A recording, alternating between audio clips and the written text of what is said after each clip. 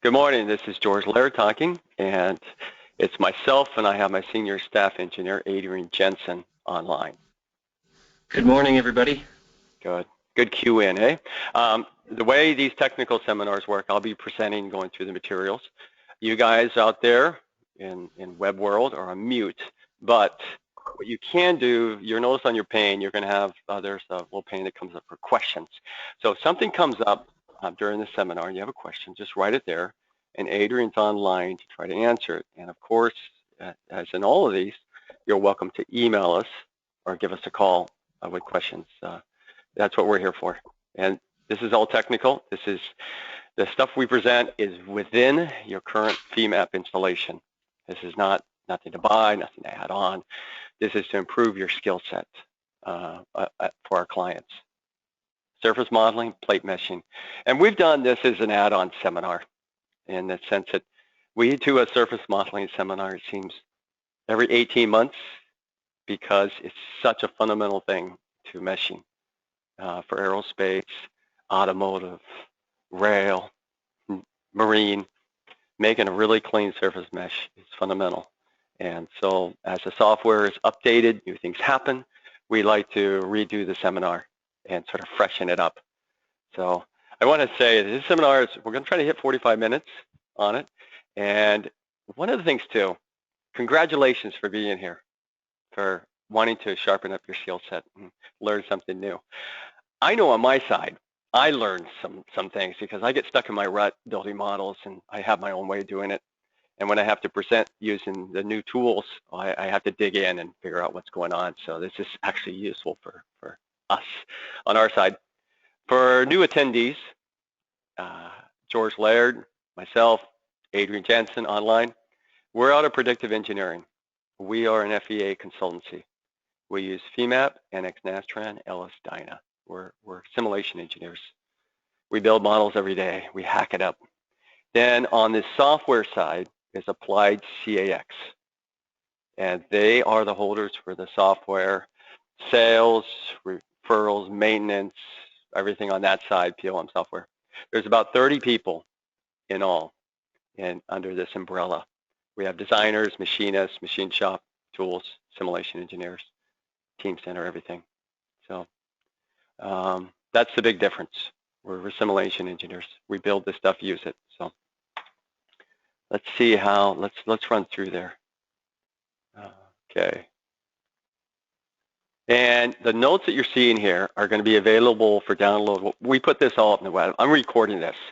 So all this will go up on the web on our website. This will go on a YouTube video. And the models that you're seeing in this presentation are going to be available for your usage. So when you get done, let's say 6 months from now, and you look at this and you want to refresh, you can download the models, get the PDF, look at the video, and do your self-training. And what we're going to talk about today is that we're going to about the importance of a good mesh, creating surface geometry from rangy, solid geometry.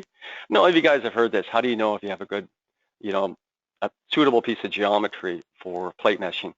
Well, if you can stand back from it and it looks like a collection of surfaces that you really can't see a thickness differentiation, it's a good candidate for plate meshing. And the analogy of that for beam modeling, if you step way back from the structure and it looks like a bunch of lines, that's good for beam modeling. So that's what I mean by rangy. We're going to do workflow, manifold versus non-manifold for skins. The big fundamental thing here is meshing toolbox. We're going to be going in and out of that the whole seminar. NED locator, and we're going to be meshing skin geometry, map meshing, washers, box options, contouring mesh metrics, from warping, Jacobian to explicit time step.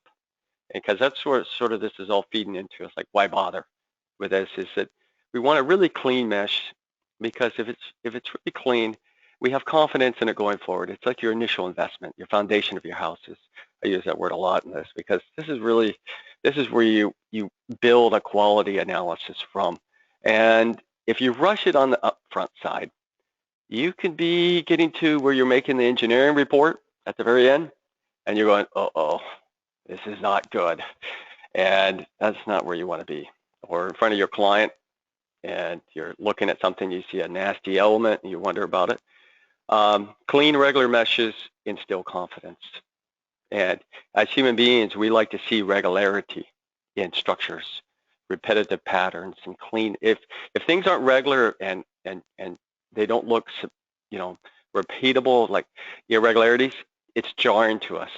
And this is something in the human nature.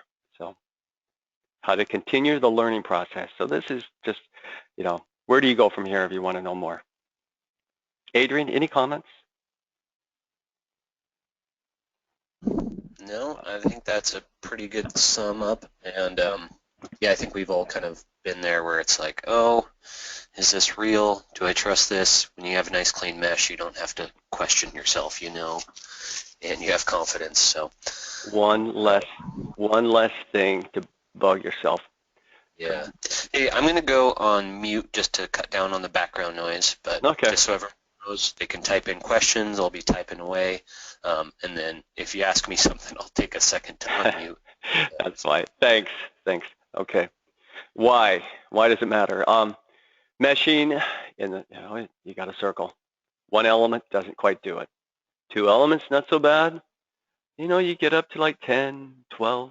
Well, it's starting to look like a circle, and then of course infinity. This is the foundation, and what changed over the years is now we can, of course, mesh with tons of elements. It's not such a big deal. But the brute force is still not a free lunch. Models can get very heavy, very slow, very pokey, and still not give quality results. So I'm very keen on a nice, useful mesh. And this is an exaggeration, of course. We would never make a mesh on the left anymore. And it's just a dome with a uniform pressure, but it gives an example of how much your stress results can vary with a poor mesh, as versus if you have uniformity and super clean. Wow, it looks right.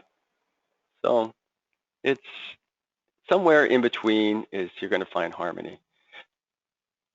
This is also one other thing. Sometimes even the brute force, you can still have problems, and this has to do with warping. And this is where I think of warping is that you have a quad, okay?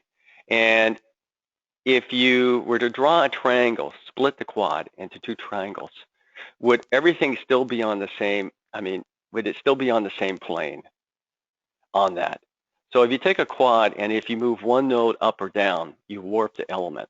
Now, of course, if you move one side of that quad down uniformly, you're just tilting it. You have no warping. It's when you're actually causing the element just one point to be out of plane of the other three nodes on your quad. So when you warp an element, bad things can happen. And that's one of the key things you look for. And when you have curvature, you got to have curvature to get warping. This is a nice dome. It just shows that, well, gee, you have some warping, you can sort of get, you should have 100. You know, this is a uniformly loaded surface. And you get values between 82 and 141, thanks to warping. So that's another advantage of having clean, regular meshes. You can avoid that. So I think most people that have been in the analysis world have seen this. It's a quarter symmetric plate, uniformly loaded, has a hole in the center.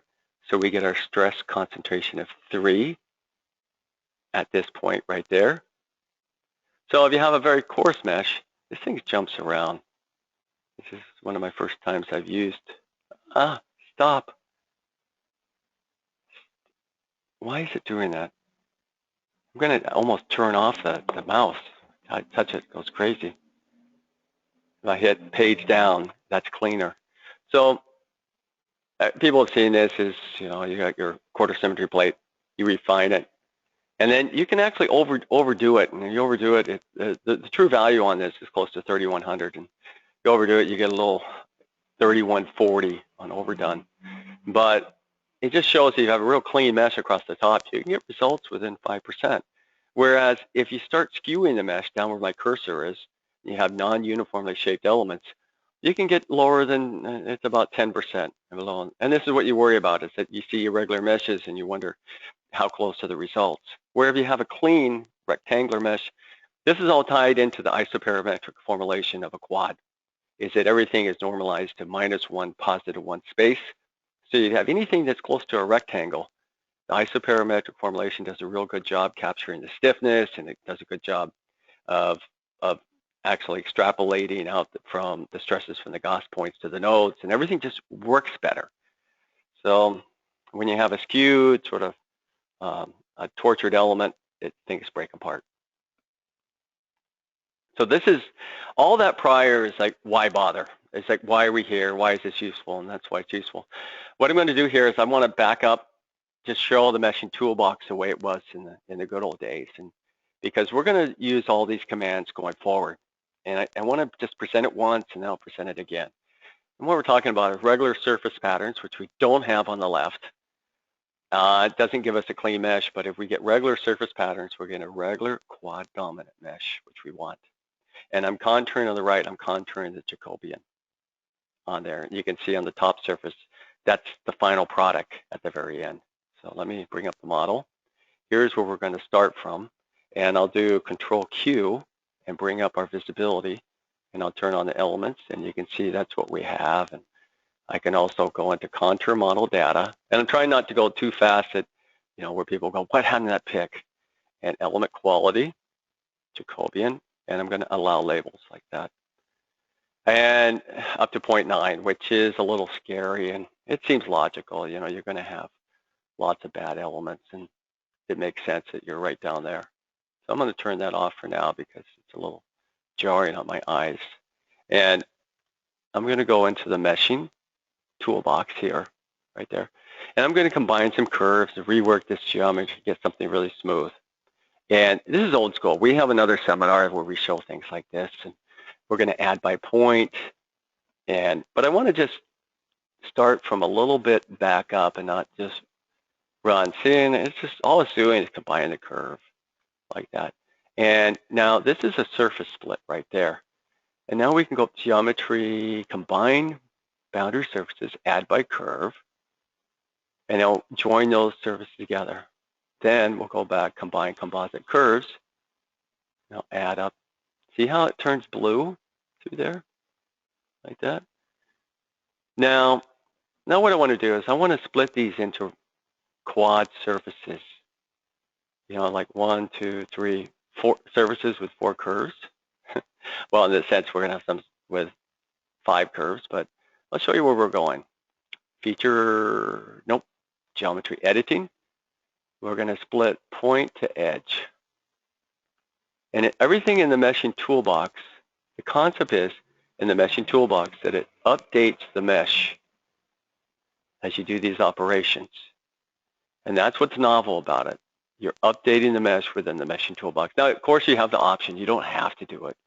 You can go in here and disable remesh and things like that, but I'll leave it with the default. Then I'm going to go down here to mesh surface, and I'm going to do a map mesh. Instead of single pick, I'm going to pick dialog select. And I'm going to do this whole top half.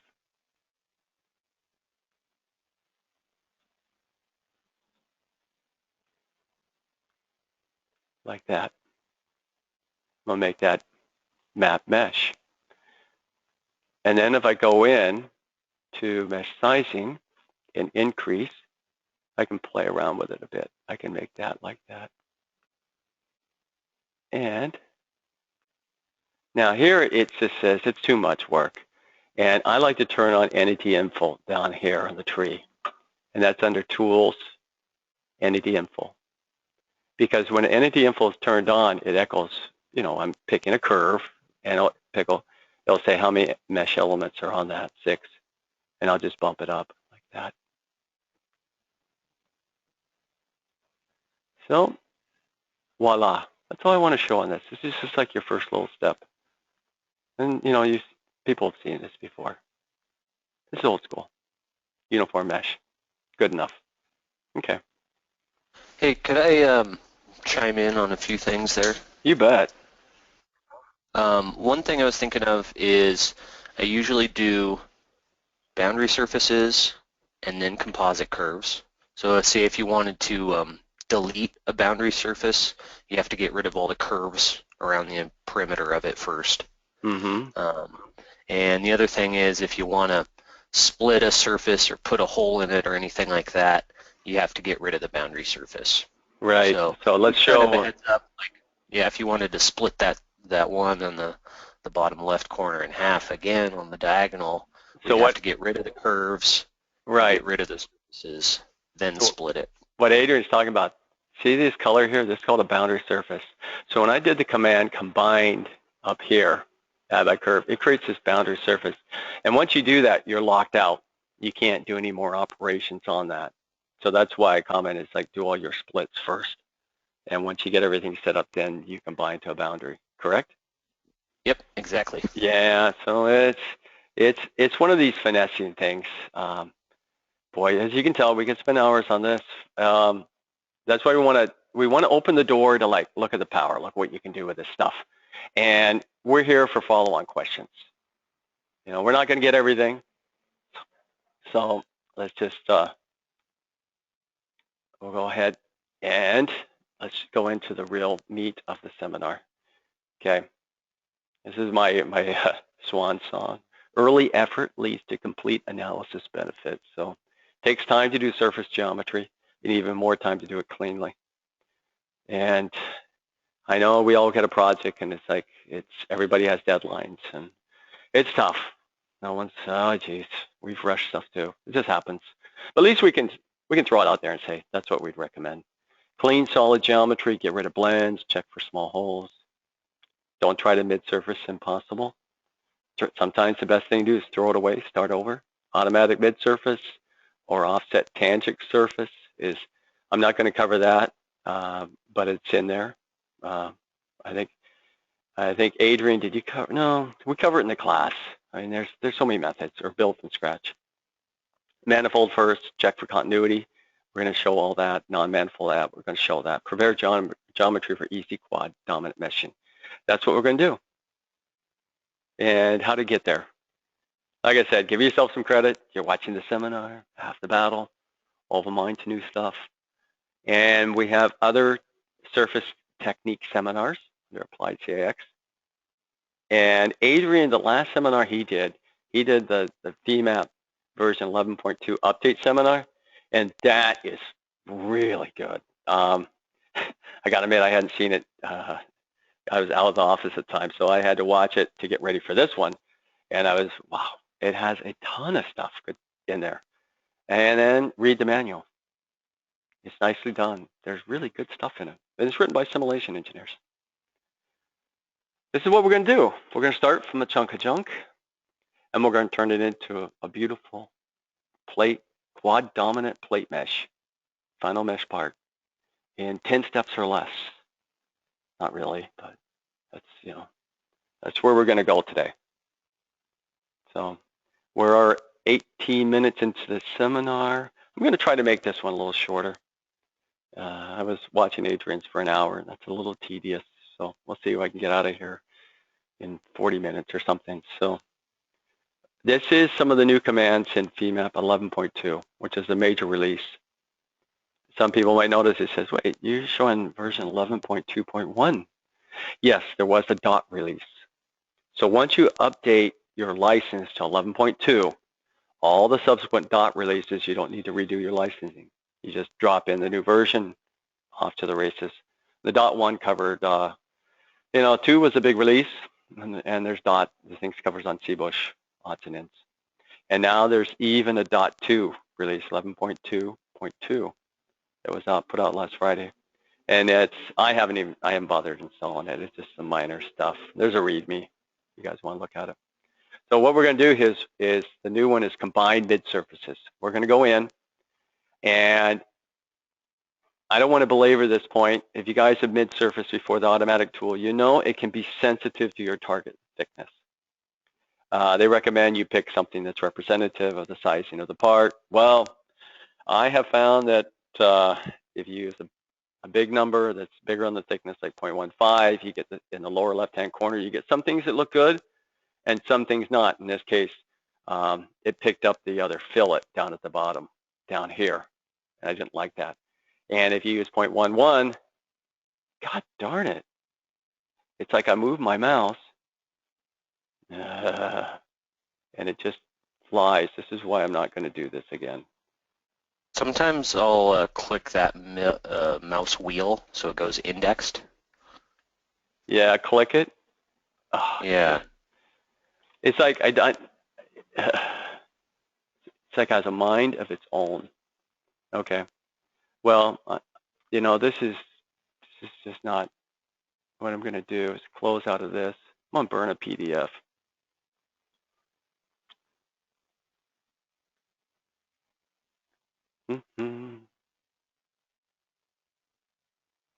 So that way, people watching this, they don't get, you know, eye strain jerk. What's that? There we go. And then I can go onto here and go into full screen mode. Voila. Good. So this is what I'm saying. So I fool around. When I get in target thickness, I'll fool around and check what thickness is going to give me the best results on it. So back in here, go to new. Without much ado, let's do our part. Solid part to surface art. I'll bring in this part here. This is courtesy of Mark Sherman, Femap development team. Finding a good demo part. That's not the easiest thing to do. And so we're going to go into mid-surface, automatic, select all, just easy, we'll just pick it all.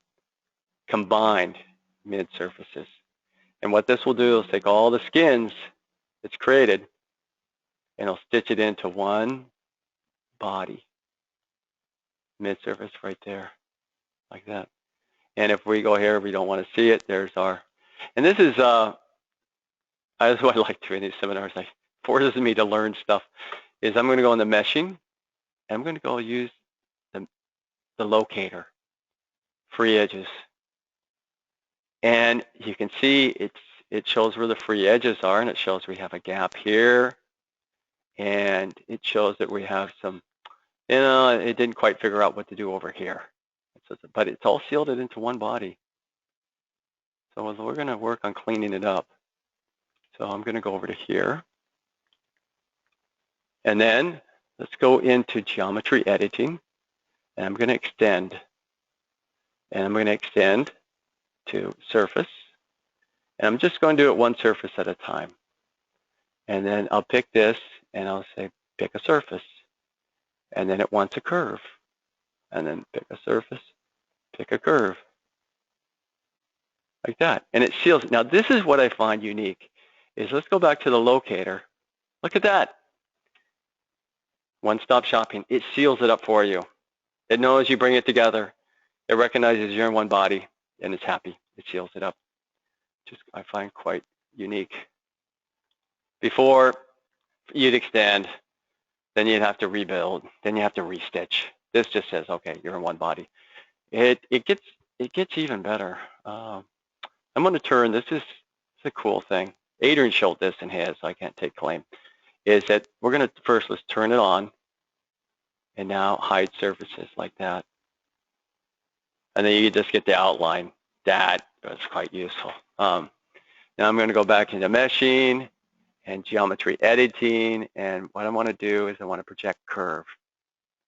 And I'm going to go in here. I'm setting this up so I can do variable thickness. I can capture this fillet here, but I'm also doing this so I can move, I can correct this little problem area right there, like that. So I'm going to come back. Now, you notice I just have imprint on it. And this is what you would get before. It's like, you look at it and you go, oh, that's great. Now what I do, then you got to get out and split and fight with it. Well, I'm going to do Control-Z to undo, like that. Come back, and you can also do imprint extend. Okay, let's try that. Go back in. And you can see it extends, but you actually have a little point there because it extended, but it stopped and created a point.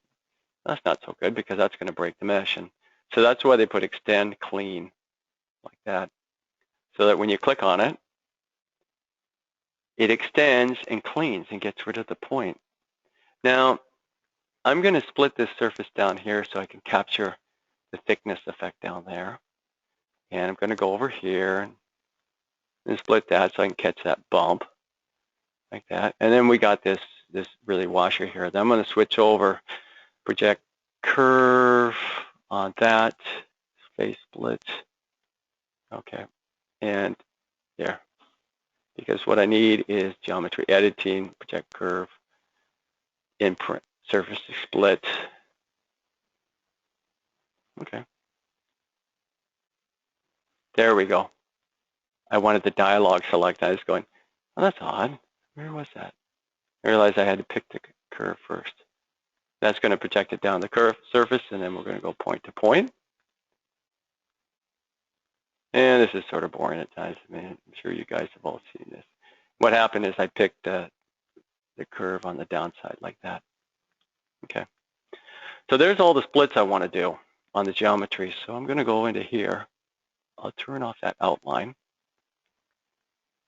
Let's clean up this problem area over here like that. And the way I'm going to do that is I'm going to use this new command, project move point like that, and point. And it wants where you want to go to. I want to go to there, and I want to move this. And I'm going to turn on transparency, so I can. This is where come back here. Good. I want to move from here. I want to move to there. This point there, like that. And it just moves the geometry over. Now, it also does another really cool thing. It splits all your surfaces. It updates all the geometry. So we can go in like this. I'm going to just trim out all that stuff I don't need.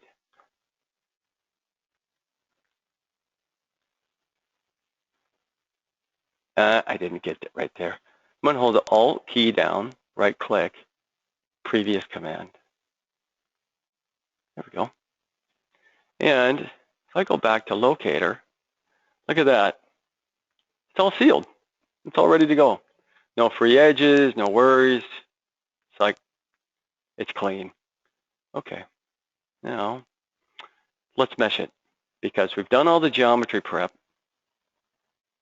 To bring it, let's go back, well, I'll go back here, bringing this up to date because I've tried to capture the operations that I'm doing here on paper so that when you're watching this AVI, if you want to skip through it or you want to look at a paper version of what we're doing, it's a little easier. So I talk about fixing a loose corner, and then I talk about the various forms of imprint, and I also bring up the manual. The way I access that is when I'm in that command, I hit F1, and it brings up the manual section, and the manual is really well done. There's lots of, I read it all the time. So, and then I go through here and I show the transparency and moving things around, and then we're ready to mesh, and it was setting up the default plate. So back to the model. There. Well, I'm going to play around. I'm going to do it a little bit different. Well, first let's set up our material. New. Well, it'll make it out of aluminum from the library. Property. I'll give it 1/10 of an inch. Default plate. There. That's set up. And I want to use the selector to go ahead and set the mesh sizing and go ahead and mesh it and select multiple. Then I can hold the shift key down and drag with the left. That loads everything up into the selector. Then I can right click, mesh size, set it to 0.1. There's the mesh sizing, show it as dots. I don't know if you guys know this, but you can always turn it off if you don't want to see it like that. It all depends. Now that I've seen it, I'll turn it off. And now I'll click back here, loads everything in, I'll right click, and I'll mesh default plate. And that's, no, it's not so bad. It works. And we can show the thickness on it like that. Yeah, normal. Okay, so that's where we are on the thing. Now, since we got it meshed, this is where we're leading it up to. Is that since we've created, one general skin body, all based on the original solid, it remembers that Femap associates that skin with the original solid. It has a little bit of memory. And this is sort of the big demo move. People have They said, well, isn't there a better way to play it? How come I have to pick through it and assign 40 different properties and get all the thicknesses? And well, there is a better way. You can set it up to be automatic to the original chunk, but you got to maintain that associativity. It's sometimes it works great, sometimes it's not what you want to do. But if you can maintain the associativity and build from that skin, watch this. We're going to use this adjust thickness offset command. So we're going to go in, modify, update elements, mid-surface thickness offset. We're going to use mid-surfaces, and I'll grab them all. And what it's doing is updating. So it grabbed the thickness from the center. It grabbed the thickness from here. It grabbed the ramped area. And also these pads are different here in thickness. And it grabbed that. Now what it's doing, it's not generating 40 or 50 different properties. It creates one. But what it's actually updating lists, model, element. Let's pick that one right there. See where it's in the aluminum, it reads 0.122. So it updates the thicknesses on the element. That's what it's doing. Right? There's probably an easier way. I could have gone like this. Element. There we go. Thickness 0.11. Interesting. There we go. 0.06 update there. 0.09. 0.04. So it updates it through there. Okay. So now what we're going to do is now that we have it set up, we're going to clean things up. We're going to get rid of some holes and put in some mesh points, which I thought was pretty cool because oftentimes on holes is where you want to attach stuff, but you really don't want a hole there. It just adds unnecessarily to the mesh. So you can use this feature removal for loops, and you can say add surface mesh point. It's very handy. So let's go in here. I'll show you what it does. I'm going to turn off thickness for now. Make it a little easier. So back into the meshing toolbox and feature removal, loops, add surface mesh, and we want to do a bunch. So I'll use the dialog select, and I'm going to use the polygon because I want to pick all these points over there.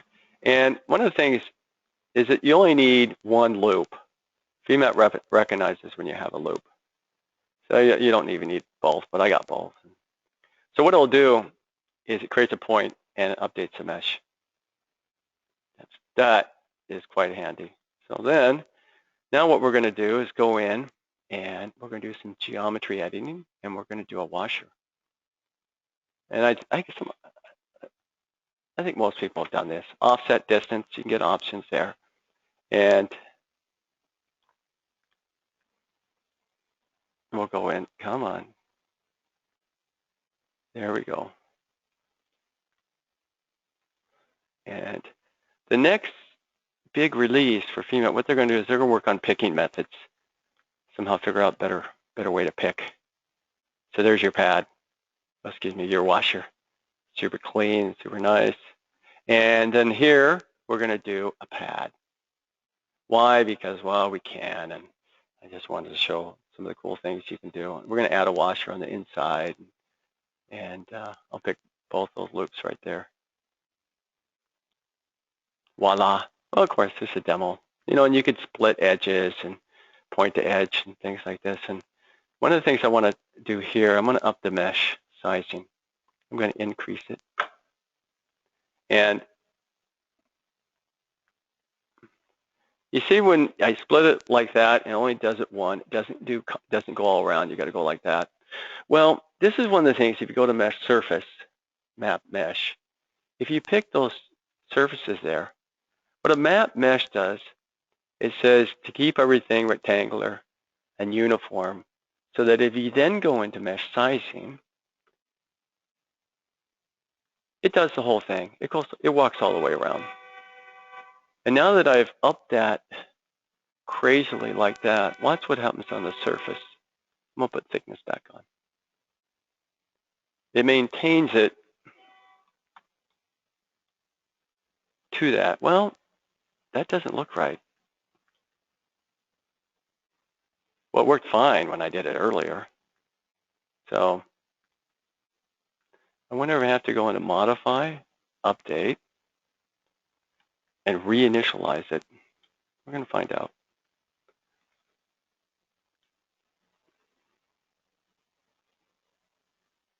Dun, dun, dun, dun, dun.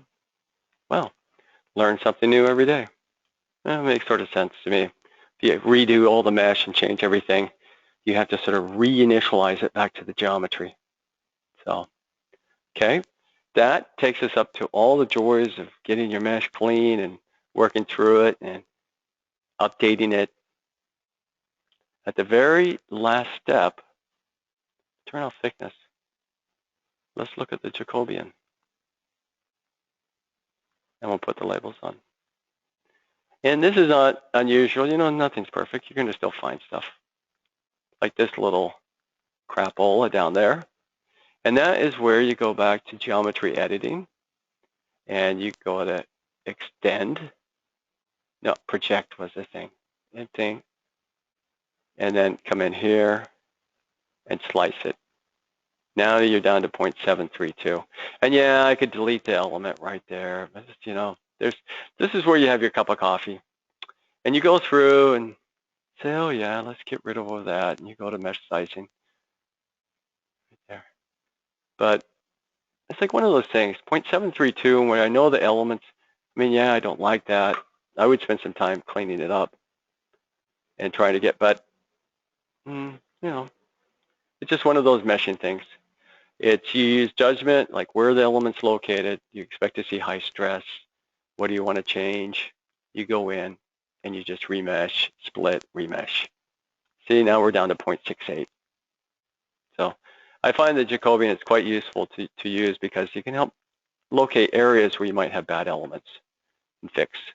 So, yeah, play around. But this is, we try to make these technical seminars technical. They're not demos. It's like you don't expect everything to end up in a perfect world and and it's, you know, done. That's sort of a fantasy demo world. I still remember somebody asking me after I saw this demo of another competitor software, what do you think? I go, that was fabulous, because I'd have to be an idiot not to like a demo. So back to here. This is where I show all the commands I end up. Okay, where are we? Closing comments. I could go in summary, you know, tell you what you learned. Skip that. You guys did great. You made it through the seminar. You're here. You're trying to learn something. And even if you didn't learn too much, ping us if you have other questions. You'd like to see other seminars. That's what we're here. There's one thing. We do have an API of the month I want to show on the website. Come back over here. So applied. You think it would just be like burned into my browser brain. And I have to talk to our digital guy. How come our website's so slow? Resources and support. Femap API, automation and customization. Pre-processing. Come on, baby. Move, mesh, and solids. So this is a little API that could come up, you know, and you're messing around and you have a solid chunk of geometry and you have to move the mesh around for something. And you got to go through. You got to move the mesh. And then if you want the geometry, you got to move the geometry. You got 2 steps. So this just API just moves it all together. And that's what we use APIs for, is it to automate a lot of things. And they're just customized scripts. And if you want to learn more about them, we have resources on the API to talk about how you can learn how to use them and customize them. So, and if I had more time, I was going to download it and do that. Resources, Femap manual. I read all the time. The last one to close out on this little seminar, what's next? So we have a Femap symposium on this month, September 23rd, up in Seattle and Everett. And we have a featured speaker, Patrick Safarian, and he's well known in damage tolerance circles. He teaches this just kick-ass course for a long week of, fraction mechanics, damage tolerance, and fatigue. And he's a very good speaker. We're really lucky to have him. He's going to talk about using FEA validation, verification, and validation of FEA models. It's going to be really nice. And along with Patrick, we have Mark Sherman, the #2 guy from Femap, the first hire. He's a simulation engineer, and he's also a really good public speaker. And he's going to talk about Femap, where it's going, what's happened, where, future. We're also going to do a short talk on best practices on FEA, what we've learned here at Predictive over the last 20 years of what you say is like how we approach the idealization of a structure into a predictive numerical model. And at the very end, we're going to have a round table with all the speakers, so you can ping us with questions and stuff. And then at the end, there's a no-holds bar. So that's on this afternoon, September 23rd. And then in October, we have our Femap and NX Nastran training class, October 19th, 23rd. That's it. Page 24. Adrian, got any comments before we close it out? I don't think I do. There weren't too many questions. I think people seem to like this. Well, we don't know. Questions. Looking good. We got a few that we'll follow up with by email, but no, that was great. I think that covers it. And of course, if you guys think of anything later on or have any questions about the training, give us an email and we'll be happy to help you out. Right. We're here to help out. But we can't help if you guys don't let us know what's going on. So don't sit out there and, beat on something for a day. We're glad to throw in our 2 bits. It may not help. Who knows? We might not be able, but, we can commiserate a bit, perhaps. So that closes out for today. Thank you for your attention and participation. Have a great day.